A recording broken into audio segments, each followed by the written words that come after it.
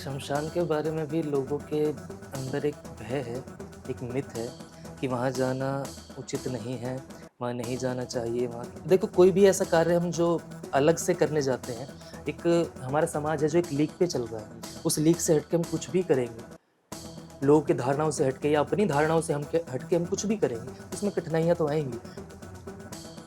मुरली बजाने वाले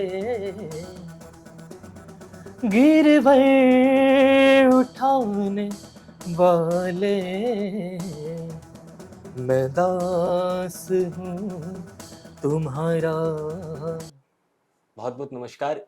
आपका स्वागत है उस कहानियों की दुनिया में जहां हर हफ्ते आपको एक ऐसी शख्सियत से मिलाता हूं जो आपके जीवन में कहीं ना कहीं बहुत ज़्यादा योगदान रखते हैं। आज ऐसे ही अध्यात्म जगत की एक हस्ती हमारे साथ मौजूद है, नित्यानंद हितेशी जी महाराज।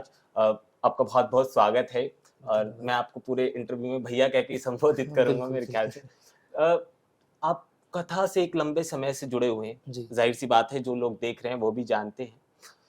इस दौर में जो आपको चीज़ अलग करती है, मुझे ऐसा लगता है कि आप पहले ऐसे कथावक्ता हैं जिन्होंने मसान में कथा करी है, जो आपको बहुत ज़्यादा ख़ास बनाती है और बहुत ज़्यादा यूनिक बनाती है। ये कहाँ से एकदम ये दिमाग में कैसे आया कि जहाँ लोग जाने से डरते हैं, आपने वहाँ कृष्ण जन्म महोत्सव मनवाया? शमशान के बारे में भी लोगों के अंदर एक भय है, एक मिथ है कि वहाँ जाना उचित नहीं है, वहाँ नहीं जाना चाहिए, वहाँ केवल शव जाते हैं, वहाँ से आने के बाद हुँ, भी लोग स्नान करते हैं घर में प्रवेश करने से पहले। लेकिन मेरा ऐसा मानना है कि एक शमशान भूमि ऐसी भूमि है, जहाँ पर सबको मुक्ति मिलती है। जहाँ एक शरीर जो है पंच तत्वों का शरीर, उन्हीं पंच तत्वों में विलीन होता है, तो उससे पवित्र भूमि मेरी नज़र में तो नहीं है। और वो स्थान ऐसा है यमुना किनारा, जहाँ भगवान शिव खुद विराजमान हैं, माँ कालिका विराजमान हैं, वो तो भूमि ही इतनी पवित्र है। इसलिए एक पितृ पक्ष में उस स्थान पर कथा करना इसलिए विचार आया कि यदि कोई ऐसी जीवात्माएँ हैं जो वहाँ ठहरी हुई हों, क्योंकि सबके लिए जो दिखाई पड़ते हैं जीवित प्राणी हैं, हुँ। उनके लिए तो कथाएँ बहुत की हैं, लेकिन कुछ ऐसे जीव भी हैं जो वहाँ पे घूम रहे हैं, फँसे हुए हैं, तो उनकी मुक्ति के लिए ये विचार आया था कि कथा एक ऐसे स्थान पर हो जहाँ उनके लिए भी कुछ उपाय हो सके, तो इसलिए शमशान में कथा की गई थी। ज़ाहिर-सी बात है, वो बहुत सारे लोग उस समय से आपको मिलने की कोशिश कर रहे हैं या ढूँढने की कोशिश कर रहे हैं। उस समय के क्या कुछ अनुभव थे? क्योंकि आप तो ज़ाहिर-सी बात है, उस समय कथा व्यासपीठ पर विराजमान थे और वहाँ जो बैठे हुए लोग थे उन्हें बड़े-बड़े अलग-अलग अनुभव थे। तो जी। एक बार आपका अनुभव जानना चाहते हैं, उस समय व्यासपीठ का कैसा अनुभव था? व्यासपीठ का अनुभव मैं कहूँगा बड़ा अलग था। शायद वहाँ पर भी उपस्थित बहुत लोगों ने अनुभव किया होगा हुँ, कि दिखने के लिए तो वहाँ पर केवल 20-50 लोग थे, हुँ, लेकिन जो वहाँ पर भीड़ थी, वो स्पष्ट रूप से दिखाई देती थी। हुँ, जो दिखाई पड़ रहे हैं केवल वो तो 20-50 लोग हैं हुँ, जीवित प्राणी, लेकिन जो और प्राणी वहाँ पर बैठे हुए कथा सुन रहे थे, वो स्पष्ट रूप से दिखाई देते थे कि यहाँ पर इतनी भीड़ है जिनको मैं कथा सुना रहा हूँ बैठकर, या ठाकुर जी यहाँ पर मुझे यहाँ बिठाया है जिससे मैं उनको सुना सकूँ। और वो जितना ध्यान से सुनते थे बैठकर, और जो उनकी प्रतिक्रियाएँ होती थी उन्हें देखकर बहुत बार भीतर से लगता था कि इतना समय क्यों लगा यहाँ पर कथा करने के लिए। वो एक अनुभव एक ऐसा है जो शायद शब्दों में नहीं बताया जा सकता। उस विषय में मैंने ज़्यादा इसलिए किसी से बात भी नहीं की कभी। अ, बड़ा विलक्षण अनुभव था। प्रथम दिन से ही जो कठिनाइयाँ आनी शुरू हुई थी, क्योंकि उस मौसम में बरसात होती नहीं हुँ, है, लेकिन हमने रोज़ ही वहाँ पर नया टेंट लगवाना पड़ा। हुँ, कभी बंदरों ने फाड़ा, कभी कुछ परेशानी, कभी कुछ। आखिरी वाला दिन तो ये हुआ था कि जिस स्थान पर भागवत जी थी, वहाँ से उठकर हमें माँ कालिका की शरण में जाना पड़ा, वहाँ पर कथा करनी पड़ी। लेकिन उन सभी के बाद जो वहाँ का अनुभव या जो कुछ था वो अलौकिक था। अ, वो इतना अलौकिक था, मतलब इतनी कठिनाई आई, बारिश की बात जी। करें वो, और भैया उस मरघट में कभी जीवन में हमने बंदर नहीं देखे, उस समय हाँ, बंदर वो उस समय बंदर भी पहले दिन ही उन्होंने बंदरों ने हाँ, टेंट फाड़ दिया था। तो देखो, कोई भी ऐसा कार्य हम जो अलग से करने जाते हैं, एक हमारा समाज है जो एक लीक पे चल रहा है, हुँ, उस लीक से हट के हम कुछ भी करेंगे, लोगों की धारणाओं से हट के या अपनी धारणाओं से हम के हट के हम कुछ भी करेंगे, उसमें कठिनाइयाँ तो आएँगी। और जब कठिनाइयाँ आती हैं, तो एक ये भी लगता है शायद हम सही मार्ग पे हैं। यदि कठिनाई ना है, सरलता से हमें मिल जाए, तो शायद हमारा मार्ग गलत है। लेकिन कठिनाइयाँ आती हैं और कठिनाइयाँ आती रही, आखिरी दिन तक कठिनाइयाँ आती रही, तो लगा कि हाँ, हम सही मार्ग पे थे, हमने सही निर्णय लिया था उस कथा के लिए। वो अनुभव बहुत अच्छा था। मैं दोबारा से वही चीज़ दोहराऊँगा जी। क्योंकि ज़ाहिर-सी बात है बहुत कॉन्फिडेंशियल चीज़ें हैं आज के यूथ के हिसाब से, उस चीज़ के हिसाब से। मगर एक छोटा-सा कुछ ऐसा अनुभव जो आपने सिर्फ़ अनुभव किया हो, वहाँ बैठे लोग तो ज़ाहिर-सी बात है, कुछ लोग क्योंकि उस कथा में बड़े सिद्ध पुरुष भी आए हुए थे और बहुत सारे अघोरियों ने उस कथा को सुना आपके मुखारबिंद से और बहुत सारे जो सिद्ध पुरुष थे उन्होंने सुना। तो उनका कहना ये था कि पेड़ तो उल्टे लटक-लटक के लोग कथाएँ सुन रहे हैं। तो एक ऐसा अनुभव मतलब जो आप बताना ज़ाहिर-सी बात है बहुत कॉन्फिडेंशियल और गुप्त चीज़ें हैं, अ, मगर आप बताना चाहें, आपकी लोग आँखों ने शायद जो देखा। ये एक ऐसा अनुभव है मैं बताना चाहूँगा अभी तो कुछ लोगों को शायद ये हुँ, मज़ाक लगेगा हुँ, या जिन्होंने ऐसी दृश्य देखे होंगे शायद वो इस बात को एग्री करेंगे इस बात से।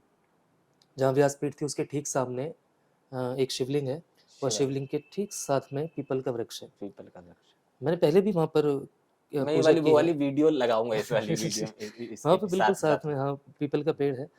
उस वृक्ष पर स्पष्ट रूप से जो लोगों को भी दिखाई दिया है, मैंने तो खुद देखा था हुँ, हुँ, कि वहाँ की जो जीवात्माएँ थी वो उनको स्थान कहाँ मिले क्योंकि उनको भी स्थान चाहिए होता है। हम भी कहीं भी कथा हुँ, करते हैं, वहाँ पर एक स्थान नियुक्त करते हैं कि ये हुँ, स्थान है। वहाँ पर हमने जो स्थान नियुक्त किया था, उस स्थान पर जो था वो तो था ही, लेकिन वहाँ पर जितने भी स्थान थे, उन सभी पर कुछ ना कुछ एक विचित्र प्रकार की एक छवि, एक आकृति हुँ, दिखाई पड़ती थी स्पष्ट रूप से। तो शमशान वाली कथा में वो सामने ही पीपल का वृक्ष है, उस पर मैंने भी देखा था। वहाँ पर बैठे हुए, लटके हुए लोग जो सुन रहे थे उसको समझने का प्रयास कर रहे थे कि ये ऐसा कभी उन्होंने शायद विचार नहीं किया हाँ। होगा कि इस स्थान पर ये भी होगा। तो उनके लिए भी बहुत नया अनुभव था और हमारे लिए तो था ही विचित्र। उस कथा का जैसे ज़ाहिर-सी बात है लोगों ने आपको अलग-अलग फीडबैक दिए होंगे, मगर निचोड़ अगर निष्कर्ष की बात करी जाए, मैं कथा पे उस पे बहुत ज़्यादा बातें हो रही हैं हुँ, मगर वो बहुत यूनिक कॉन्सेप्ट था। कॉन्सेप्ट क्या वो बहुत अलग दरअसल वो कथा वो जिस लिए कथा करी गई थी, उस कार्य में सफल हुए वो हाँ, लोग। हमारा उद्देश्य केवल ये था कि सबसे पहले तो जब कथा की बात हुई थी, तो हमारे भाई हैं हिमांशु शर्मा, हुँ, उनका और मेरा आपस में चर्चा चल रही थी हुँ, कि हमें शमशान में कथा करनी है। तो तब भी ये बात हुई थी कि लोग तो नहीं आएँगे, शमशान हुँ, में कौन जाएगा सुनने के लिए? तब ये बात फिर अंत में हमने इस निष्कर्ष पर हुँ, पहुँचे, कोई नहीं जाएगा तो भोलेनाथ बैठे हैं उनको कथा हुँ, सुनाएँगे। हुँ, लेकिन फिर भी वहाँ पर 10, 20, 50 लोग पहुँचे, जिन्होंने भी सुना। बहुत से लोग डर की वजह से नहीं हाँ, गए। हाँ, मेरे पास पहले भी फ़ोन आते रहे कि आपने ऐसी स्थान चुन लिया है, हुँ, हम तो आ नहीं पाएँगे।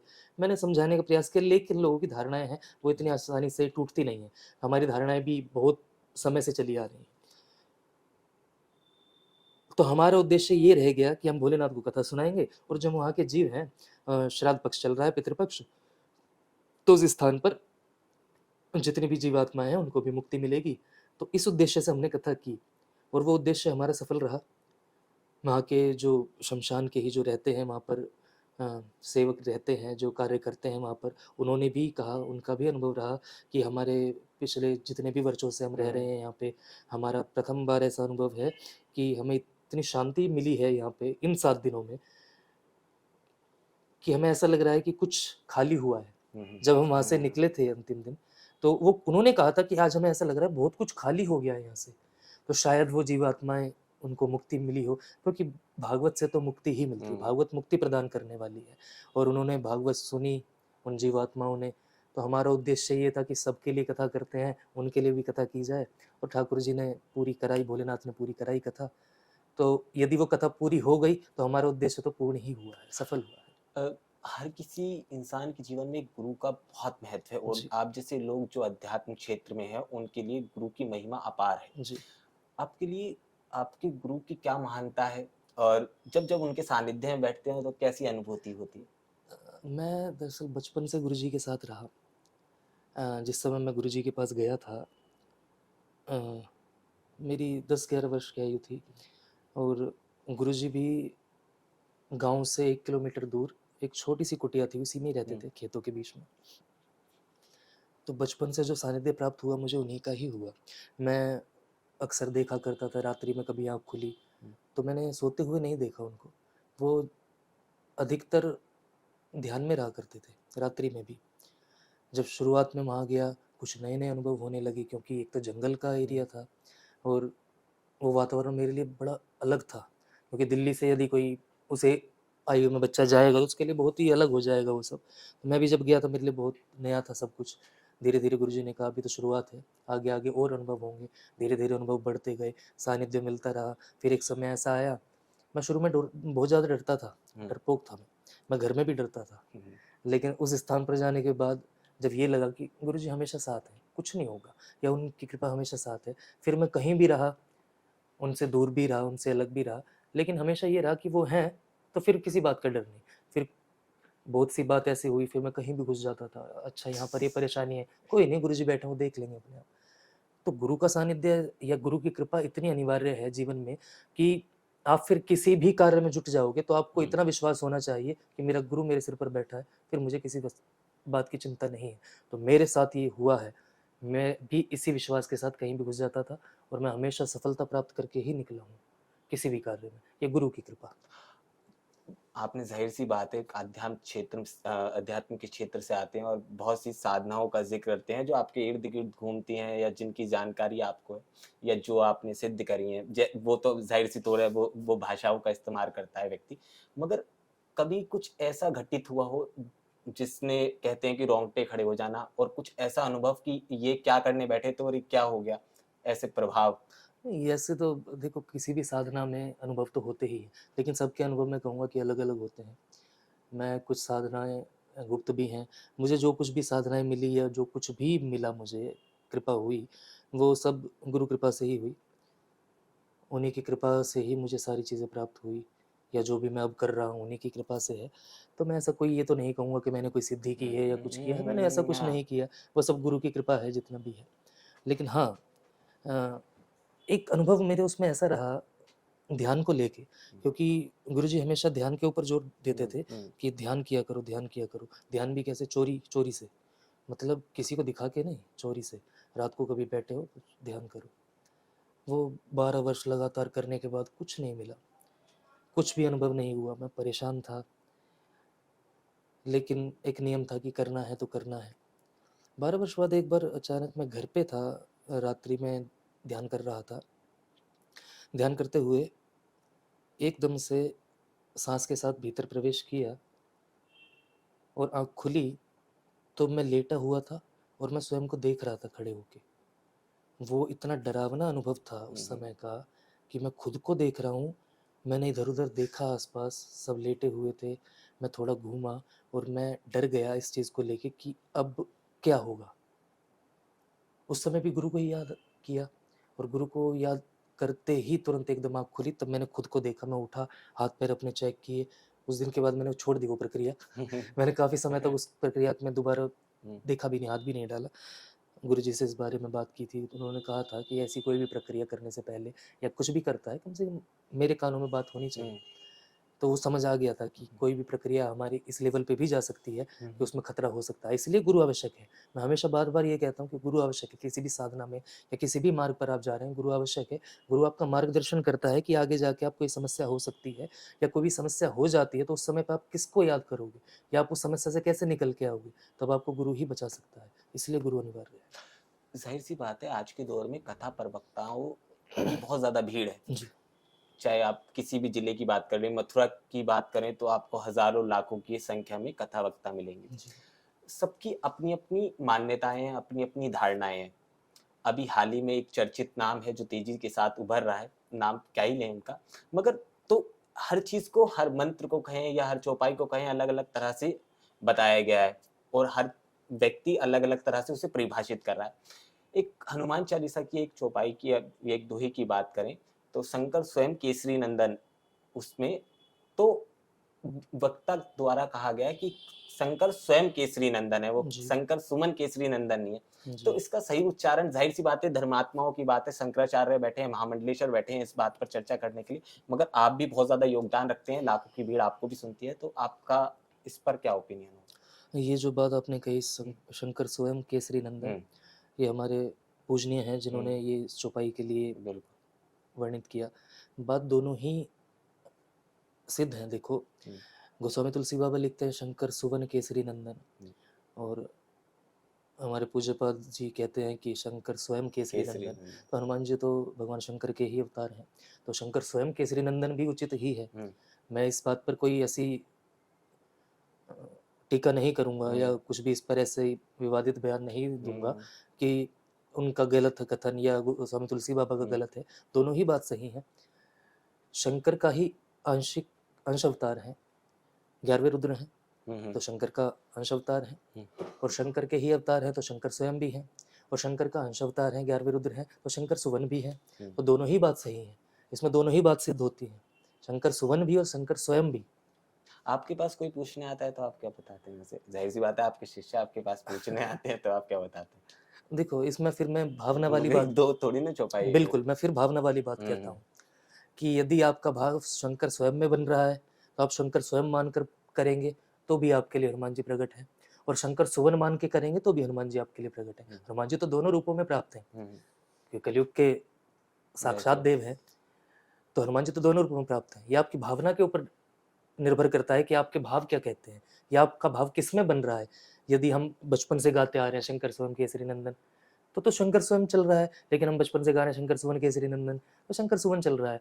आप किस बात में अपने भाव रख पा रहे हैं, आपका भाव महत्वपूर्ण है।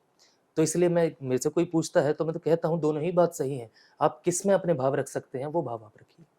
अ, अभी एक हाल ही में चीज़ बड़ी वायरल हो रही है। एक पुराने पुजारी ने द्वारकाधीश जी के और उन्होंने एक किताब लिखी थी जिसमें उन्होंने अगले 3 साल की भविष्यवाणी पूरी करी है और कहा है द्वारकाधीश जी दोबारा से मतलब समुद्र में डूबी मिलेंगी और बहुत ज़्यादा जो आगामी 3 साल हैं वो बड़े विकराल होने वाले हैं। ये भविष्य मालिका की बात करें शायद आप, हुँ। ये जगन्नाथपुरी, जगन्नाथपुरी माफ़ कीजिएगा द्वारकाधीश बोल रहा जगन्नाथपुरी हाँ। में हुँ, एक संत हुए हैं, हुँ, उनके द्वारा लिखित है भविष्य मालिका। हाँ, भविष्य मालिका में अभी आने वाला जो समय है इसको लेकर बहुत सी बातें, भविष्यवाणियाँ की गई हैं। तो देखो, संतों की बातें हैं तो मैं इसका हुँ, खंडन नहीं करूँगा, हुँ, लेकिन यदि उन बातों को देखा जाए तो उनकी भविष्यवाणी अब तक जो हो रही हैं वो तो हाँ, बिल्कुल समय सत्य को हुआ। देखकर बिल्कुल सटीक जा रही हैं। तो उसको देखकर ऐसा प्रतीत होता है कि जो अब ग्रहों की चाल आ गई है, अभी से ही, अक्टूबर से ही जो ग्रह हमारे बदल गए हैं, उनको देखकर अब लगता है कि हाँ, शायद विश्व युद्ध हमारा प्रारंभ होने वाला है, जिसकी शुरुआत भी हो चुकी है। अभी हम देखते हैं इज़राइल वगैरह में हाँ, जो भी चल रहा फ़लस्तीन है, बहुत परेशानी चल रही है। तो उसको देखकर लगता है कि हाँ, विश्व युद्ध तो होगा ही, और विश्व युद्ध का समय निकट ही है। 2024 से और 2029 तक का समय जो बताया है, बड़ा ही भयंकर है। थोड़ा इसमें मैं यही कहना चाहूँगा कि जितने भी धर्म से जुड़े हुए व्यक्ति हैं, वो धर्म के मार्ग पर चलते रहें, तो यदि परमात्मा की कृपा रही तो इस युद्ध से शायद बच जाएँ। अन्यथा ऐसा वर्णित है कि जो जनसंख्या रहेगी केवल 65 करोड़ रह जाएगी, हुँ, हुँ। और आज के समय की जनसंख्या तो भारत की 110 करोड़ है। 110 करोड़ भारत की। तो इसलिए उसको देखकर लगता है कि अब थोड़ा समय धीरे-धीरे खराब होना शुरू हो जाएगा।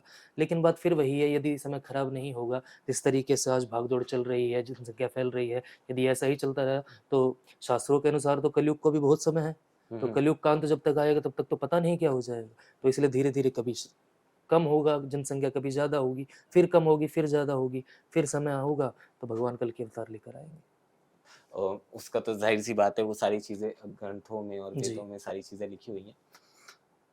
जैसे कि अभी आपने मतलब एक पहली आपकी एक वीडियो देखी जिसमें आपने तंत्र के ऊपर कई सारी बातें करी, कई साधनाओं का ज़िक्र जी। करा और अघोरियों पे बात हुई, सारी चीज़ों पे बात हुई। आज के दौर में ये चीज़ें स्थायी रूप से टिक पाती हैं? आपको लगता है आजकल का युवा इन चीज़ों को एक्सेप्ट करेगा? ज़ाहिर-सी बात है वो पढ़ेगा, सुनेगा और समझेगा मतलब उसके पास इतना वक़्त आपको लगता है कि वो इन चीज़ों पे अपना दिमाग मारे? नहीं, देखो, यदि वास्तव में उसे कुछ प्राप्त करना है आज के युवा को, तो समय निकालना पड़ेगा। हम केवल सुनकर या कुछ पढ़कर हम अपने मन में विद्वान होकर नहीं बैठ के ये कह सकते कि हमने तो सब जानते हैं, हमें सब आता है। किसी भी वस्तु को आपको जानने के लिए उसको अनुभव करना पड़ता है। तभी आप उसके बारे में कह सकते हैं कि वो सही है या नहीं है। मैंने जो सानिध्य में रह के सीखा या पढ़ा वो पूज्य गुरुदेव के सानिध्य में सीखा है, तो वहाँ से मुझे जो अनुभव मिला है वो मैंने सारा बताया है आगे। या तंत्र के बारे में भी जितनी भी जानकारी है पूज्य गुरुदेव से मिली हुई है, और भगवान शंकर ने जो जितना भी तंत्र वर्णित किया है विज्ञान भैरव तंत्र के माध्यम से, जो भी माँ पार्वती को ज्ञान दिया है, वो सभी, उसमें भी भैरव भैरवी उवाच कहते हैं, भगवान शंकर भैरव हैं, माँ पार्वती को भैरवी बनाया हुआ है, तब वो तंत्र की बातें कही हैं सारी। तो जितना भी मैंने सुना है या पढ़ा है या पूज्य गुरुदेव से जितना भी सीखा है, उसके बाद मैं यही कहूँगा कि आज के युवा वही जो होड़ मची हुई है हाँ। कुछ जल्दी पाने की, उसको ना देख के धैर्य बहुत ज़रूरी है। यदि कुछ करना है तो समय तो निकालना पड़ेगा, और ये सब सुन के सोशल मीडिया के माध्यम से कुछ जान करके यदि प्रयोग करके आपके अनुभव यदि गलत सिद्ध होते हैं, तो ये आपकी गलती है।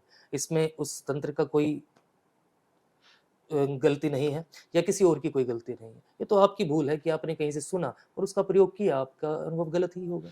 वो लोग भी तो आप ही के बीच के हैं जो इंस्टाग्राम या फेसबुक पे ऑनलाइन साधना बांटते फिरते हैं, तो जाहिर सी बात है वो आपके तबके से ही आते हैं, आपका ही समाज है वो, नहीं तो जाहिर देखो, सी बात है। हमारा कोई ऐसा तबका नहीं है या हम भी इसी समाज का ही एक हिस्सा है, हम्म, हमारा कोई अलग समाज नहीं है।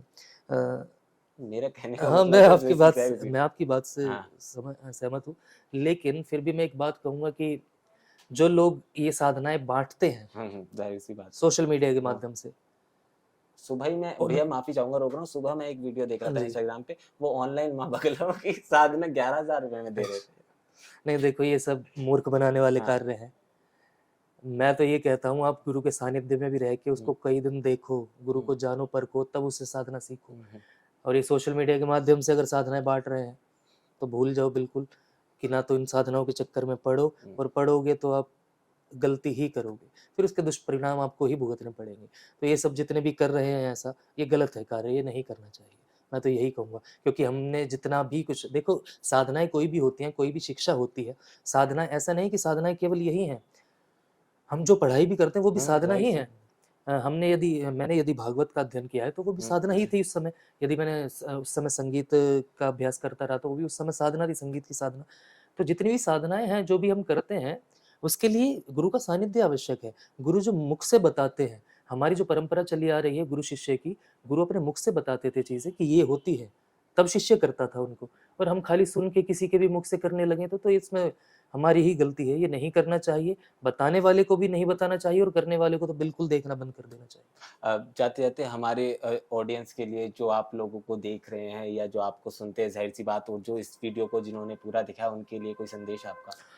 आजकल एक बात चली आ रही है कि हम सनातनी हैं, हम हिंदू हैं। हुँ, मैं इस विषय पे थोड़ा कहना चाहूँगा कि सनातन क्या है? देखो, सनातन कोई संप्रदाय से लेकर नहीं है कि हम हिंदू हैं तो हमारा ही सनातन है, या हम कोई अलग संप्रदाय से हमारा ही सनातन है। सनातन क्या है? सनातन है सत्य बोलना और प्रिय बोलना। यही सनातन धर्म है। आप सत्य बोलो, आप सबके हित में बोलो, यही आपका सनातन धर्म है। हित में अर्थात प्रिय बोलो, किसी को कटु वचन ना कहो, किसी की निंदा मत करो, किसी की चुगली मत करो, और सत्य बात जो भी हो वही कहो। सत्य क्या है? परमात्मा। तो जिससे भी करो परमात्मा की बात करो, और जिससे भी कहो प्रिय वचन बोलो, यही सनातन धर्म है। सभी दीन दुखियों की सेवा करो, ये सनातन धर्म है। धर्म ने दूजर सत्य समाना। तो परित सर्व धर्म नहीं भाई। जितना भी है दूसरों का हित करके और सत्य पे रह के अपने मार्ग पर चलते रहें, यही सनातन धर्म है। अपने केवल गाड़ियों पे आगे लिखवा देना सनातनी या कट्टर सनातनी, ये सनातन धर्म नहीं होता। और मैं देखता हूँ सनातन धर्म का सबसे ज़्यादा नाश सनातनियों ने ही किया हुआ है। हुँ। मैं इस बात पे एक बात कहना चाहूँगा, आजकल मैं देखता हूँ ये अभी झाँकियाँ जो चलती हाँ, हैं, हाँ। मैं इस बात ज़रूर कहना चाहूँगा, हम झाँकियाँ कराते हैं, झाँकियों में कृष्ण सुदामा हुँ, का जो होता है, हुँ। मुझे हाँ, सबसे हमने ज़्यादा आपत्ति सुदामा है। का रोल ही एक जोकर प्ले कर मुझे दिया एक भैया। बहुत आपत्ति है हुँ, उस बात पे। सबसे पहले सुदामा आता है हुँ। और फिर द्वारपाल जो खड़े होते हैं वो धक्का देते हैं और सुदामा भी जाते हैं हाँ, पलटी खाते हुए, और हम लोग ये देखते हुए ताली बजाते ताली हैं। बजाते हैं। जबकि हम सनातनी हैं, हम खड़े होकर ताली बजाते हैं, वाह! क्या बात है। फिर वो लंगड़ाते हुए फिर हाँ। उठ के आता है, फिर धक्का देते हैं, फिर वो लंगड़ाते हुए उठ के आता है। पहली बात तो ऐसा कुछ हुआ ही नहीं था। भागवत जी जो वर्णन करती है, भागवत में वर्णन है जब सुदामा जी द्वारिका पहुँचे, तो द्वारपालों ने देखते ही प्रणाम किया, क्योंकि वहाँ के जो द्वारपाल हैं, बड़े शील स्वभाव के हैं। उन्होंने आते ही प्रणाम किया। हम्म, तब सुदामा जी ने कहा, मुझे कृष्ण से मिलना, मैं उनका मित्र हूँ। तो द्वारपालों ने कहा, आप जैसा विरक्त और तपस्वी ब्राह्मण ही हमारे स्वामी का मित्र हो सकता है, और आप निसंकोच भीतर जाएं। हमारे द्वारिका में किसी भी समय ब्राह्मण और साधु के आने पर कोई रोक टोक कोई नहीं है। प्रतिबंधित नहीं है। तो बिल्कुल, ये भागवत जी का वर्णन ये है। रामानंद सागर जी ने भी बड़ी खूबसूरती से दिखाया। बिल्कुल, लेकिन हम क्या करते हैं, धक्का दे दिया। फिर दूसरी बात, वही सुदामा फिर पब्लिक में झोली फैलाकर भीख मांगते घूमते हैं। सुदामा जी ने तो याचक व्रत का पालन किया, तो उन्होंने जीवन भर किसी से कुछ नहीं मांगा, किसी से छोड़, उन्होंने भगवान की द्वारिका में जाके भगवान से कुछ नहीं लिया। भगवान ने अपने हाथ से दिया भी, तो भी उन्होंने कहा मुझे ये सब नहीं चाहिए। जो ऐसे विरक्त हो, याचक व्रत का पालन करे, उसको हम जोकर बना के पब्लिक में नचाते हैं, और फिर हम ही सनातनी उसको ताली बजा बजा के देखते हुए हंसते हैं। ऐसे डूब के मर जाना चाहिए ऐसे सनातनी होने पे। तो ये सनातनी नहीं है, मेरा ऐसा मानना है। देखो, भागवत का ही वर्णन है, यदि आपके सामने कोई गलत कार्य हो रहा है, या तो आप उसे रोकें, यदि आप सामर्थ्यवान हैं। यदि आप सामर्थ्यवान नहीं हैं, तो वहां से उठकर चले जाएं। ये दो बात है। आप सामर्थ्यवान हैं भी, आप उस बात को रोक सकते हैं, लेकिन आप रोकते नहीं हैं, वहां पर खड़े होकर मजा लेते हैं। तो ऐसे सनातनी होने पर धिक्कार है। सनातनी होने के लिए छोटी छोटी हमारी सनातनी बातों पर ध्यान देना होगा। तो इसी ये सबसे छोटी बात है। आज के बाद कोई भी अगर ऐसी कोई घटना दिखे, तो सबसे पहले तो ये सोचें कि हम उस घटना को रोकने का प्रयास करें। यदि नहीं रोक सकते, तो वहां से उठ के चले जाएं। ऐसी छोटी छोटी बातों से शुरुआत करते हुए हम धीरे धीरे सनातन की ओर बढ़ेंगे। सनातन तो बड़ी ऊंची चीज है। जितना प्रेम भैया हम आपसे करते हैं, उतना प्रेम हम ना आपके संगीत से करते हैं। तो जाते जाते 2 लाइनें हमारे दर्शकों के लिए, उसके बाद फिर विराम देंगे।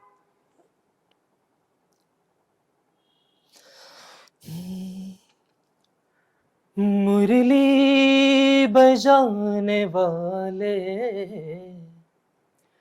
गिरवर उठाने वाले, मैं दास हूँ तुम्हारा, मैं दास हूँ तुम्हारा। मुरली बजाने वाले, गिरवर उठाने वाले, मैं दास हूँ तुम्हारा, मैं दास हूँ तुम्हारा। राधे राधे जय भैया, श्री बहुत राधे बहुत राधे, जय श्री कृष्ण। बहुत बहुत समय। तो नित्यानंद हितैषी जी महाराज हमारे साथ थे, जिन्होंने अपना एक बहुत कीमती समय आपके साथ साझा किया और बहुत सी बातें युवाओं के लिए कही हैं। जाहिर सी बात है, ये आपकी बहुत काम की बातें हैं और आपके जीवन को बदलने ना सही, मगर हाँ, कुछ परिवर्तन लाने में सिद्ध साबित होंगी। आप ऐसे ही जुड़े रहिए। आने वाले वक्त में आने वाली वीडियो एक किसी ऐसे ही महापुरुष के साथ आपकी होगी, और जिसे आप खूब प्यार दीजिएगा।